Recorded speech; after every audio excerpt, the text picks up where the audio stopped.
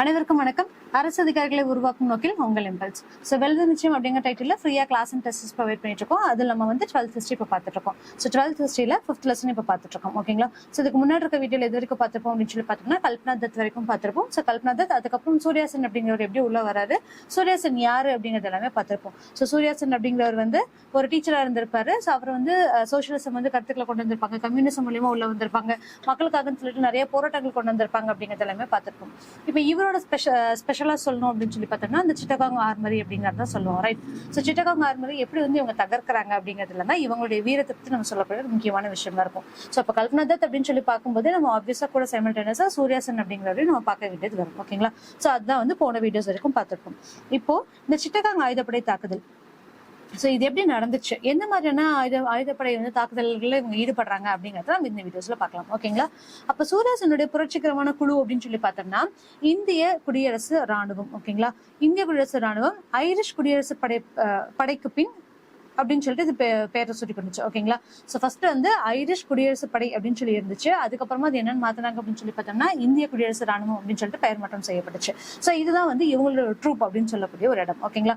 அப்போ இவங்க வந்து சிட்டகாங்க கைப்பற்றணும் அப்படிங்கிறதுக்காக சொல்லிட்டு ஒரு குழு நியமிச்சிருந்தாங்க. ஸோ அந்த இடத்துல என்ன பண்ணிருப்பாங்க அப்படின்னு சொல்லி பார்த்தோம்னா இவங்க வந்து பிரிட்டிஷர்ஸ்க்கு நம்ம இந்த இடத்த வந்து கொடுக்க கூடாது அப்படிங்கிற ஒரு முயற்சினால இவங்க கொரில்லா முறை தாக்குதல் அப்படிங்கிறத கொண்டு வந்திருப்பாங்க. இந்த கொரில்லா பாணி தாக்குதல் அப்படிங்கிறத நம்ம எங்க பார்த்திருப்போம் அப்படின்னு சொல்லி பார்த்தோம்னா அகைன் இதுவுமே வந்து பிரெஞ்சு கிட்ட இருந்து அவங்க கத்திருப்பாங்க அப்படின்னு சொல்லி பார்த்திருப்போம். யார் அப்படின்னு சொல்லி பார்த்தோம்னா நம்மளோட தீரன் சின்னமலையில இருந்து நம்ம பார்த்திருப்போம். ரைட்?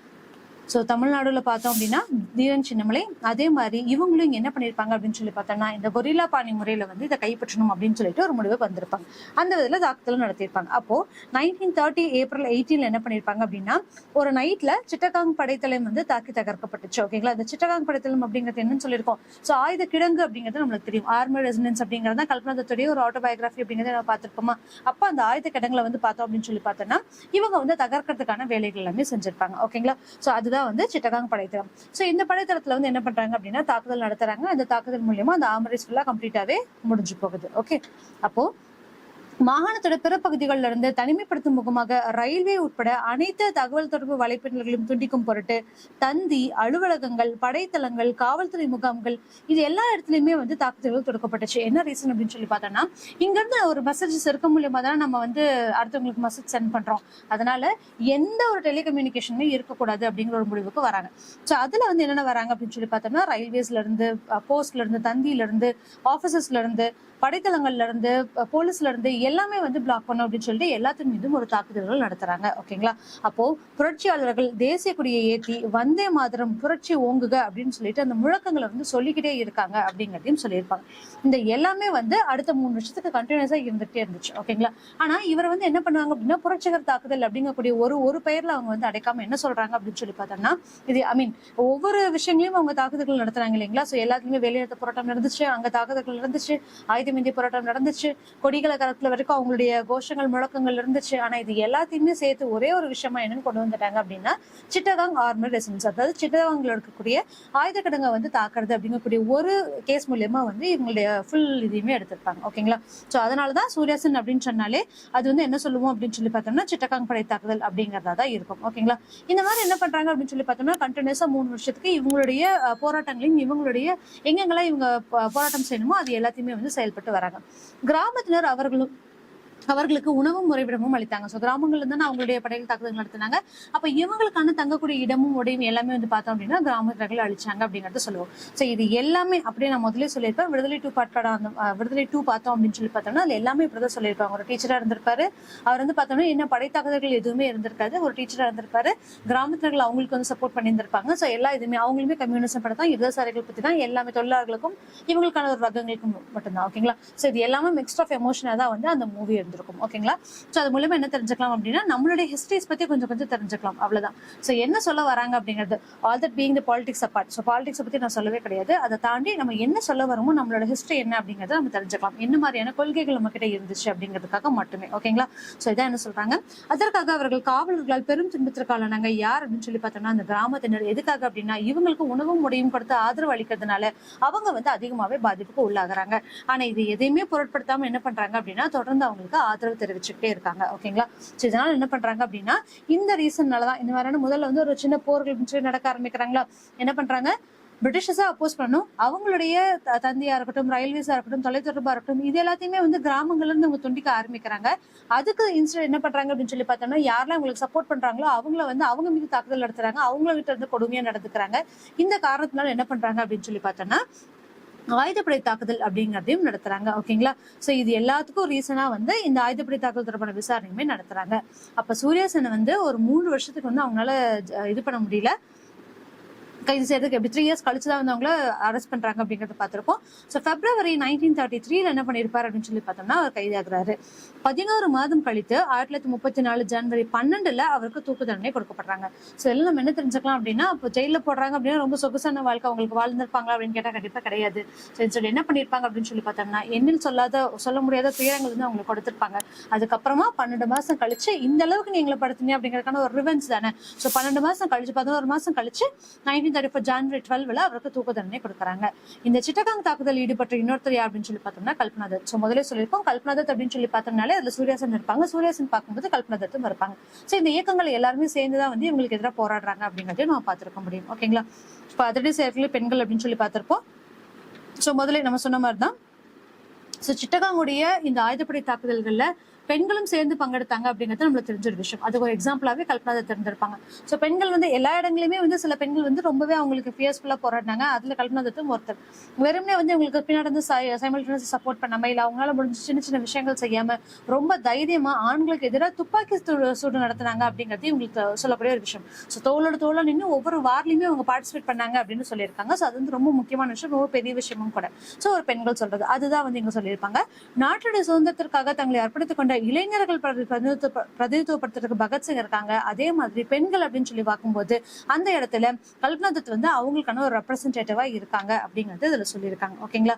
வெறும் வந்து நியூஸை கொண்டு போறது, இங்க இருந்து ஒரு விஷயத்த நாங்க பாஸ் பண்றது, இந்த மாதிரியான விஷயங்கள் இல்லாம இவங்களுமே வந்து பார்த்தோம் அப்படின்னா ரொம்ப ஃபியர்ஸ்ஃபுல்லா ஒரு பையனுக்கு ஈக்குவலா இருந்து தோளோட தோல் நின்று இந்த போர்ல ஈடுபட்டாங்க, துப்பாக்கி தாக்குதல் நடத்தினாங்க, ஆயுதப்படை தாக்குதல் நடத்தினாங்க அப்படிங்கிறது அதுல சொல்லியிருக்காங்க. ஓகேங்களா?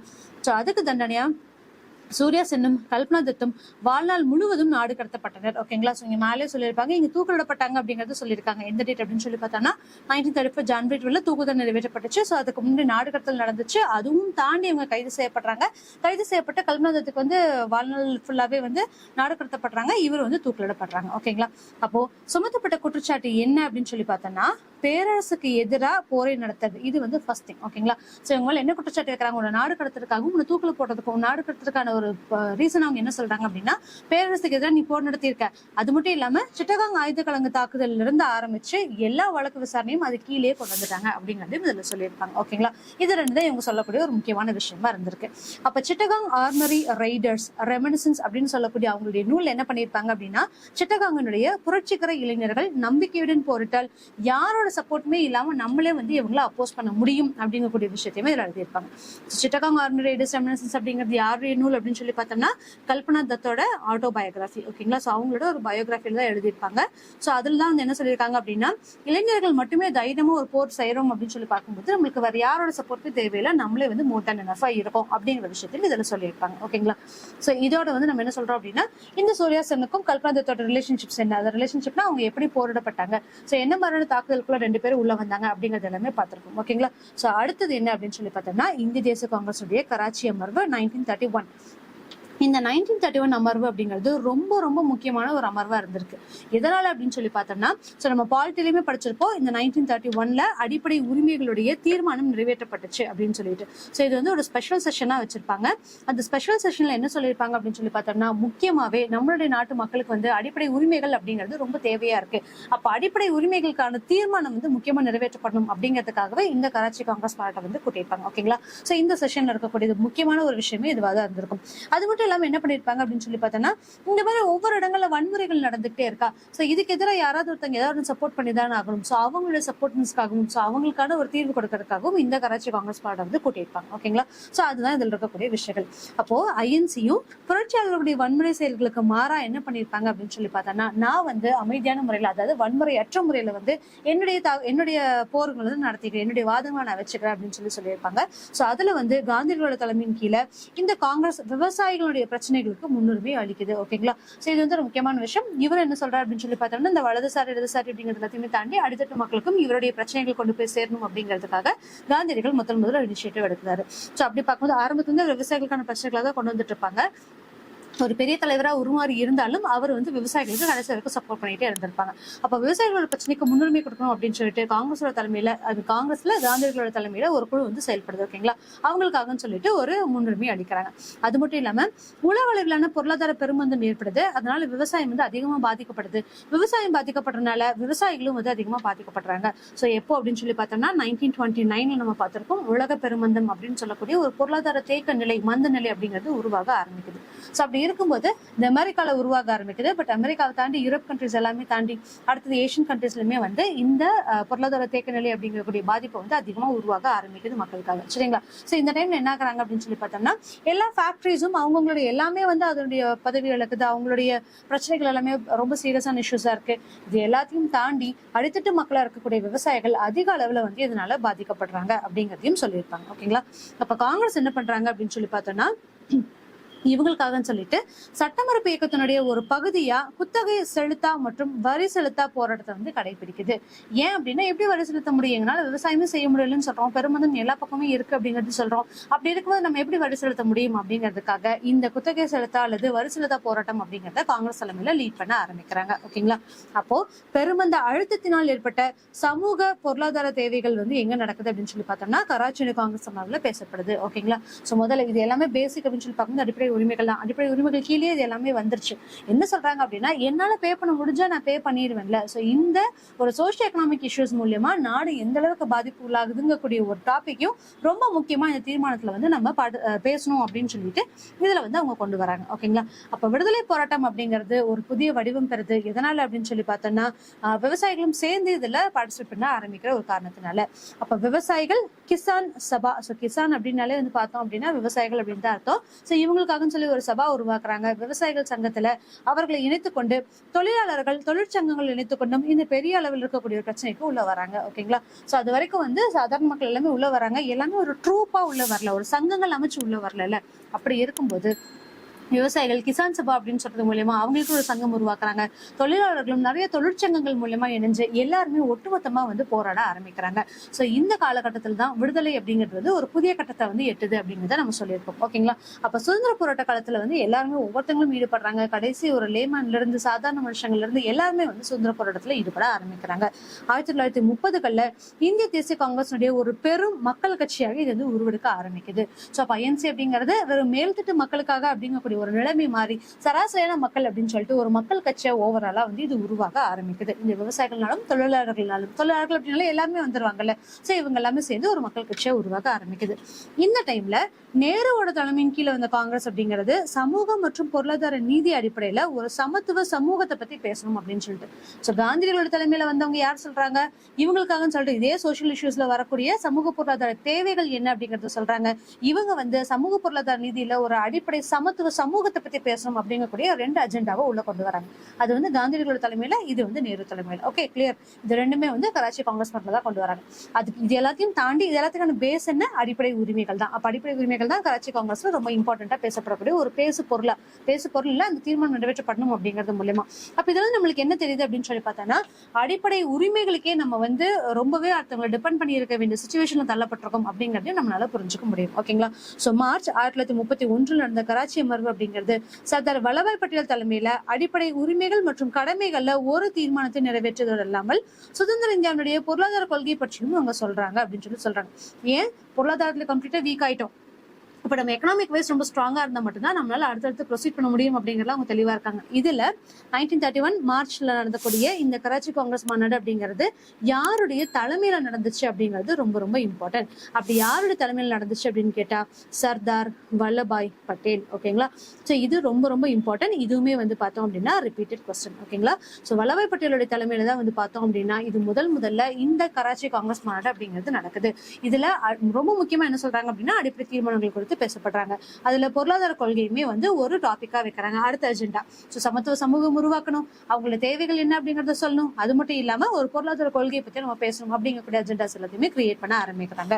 அப்போ சுதந்திர இந்தியாவிற்கான இந்திய தேசிய காங்கிரசினுடைய கொள்கை அறிவிப்பு அப்படிங்கிறது விளக்கமானது அப்படிங்கிறதையும் சொல்லியிருக்காங்க.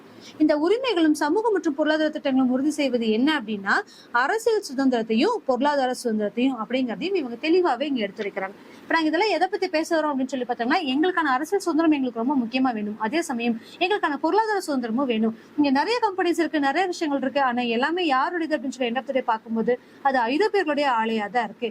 அதனாலதான் எங்களுக்கு வேணுங்கக்கூடிய ஊதியமும் எங்களுக்கு வேணுங்கக்கூடிய சம்பளமும் அவங்களுக்கு கிடைக்கல. இதனால தொழிற்சங்கங்கள் வந்து அதிகமா உருவாக ஆரம்பிக்குது. ஓகேங்களா? சோ இதான் சொல்லியிருக்காங்க. அப்ப இந்த காங்கிரஸ் செஷனுடைய கான்செப்ட் என்ன அப்படின்னு சொல்லி பார்த்தோம்னா ரொம்ப சிம்பிளா சொல்லிட்டாங்க. எங்களுக்கு வந்து அரசியல் சுதந்திரமும் வேணும், பொருளாதார சுதந்திரமும் வேணும் அப்படிங்கக்கூடியதுதான்.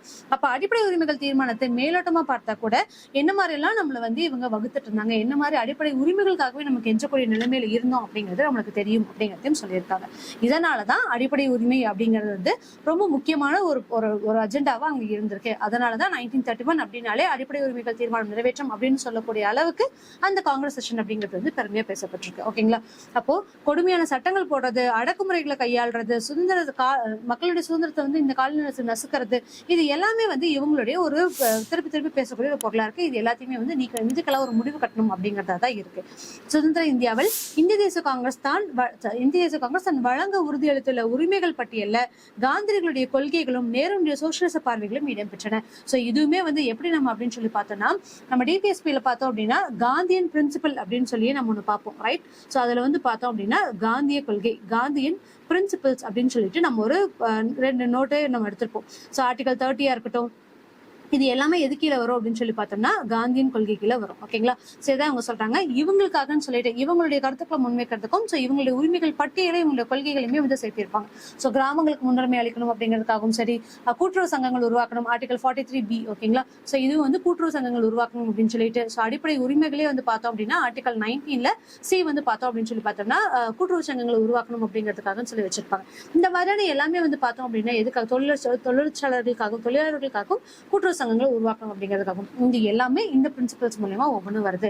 இது எல்லாமே கான்ஸ்டிடியூஷன்ல நம்மளுக்கு வேணுங்கக்கூடிய ஒரு அடிப்படை உரிமையா இருக்கணும் அப்படிங்கிறதையும் இதுல இவங்க சொல்ல வர்றாங்க. ஓகேங்களா?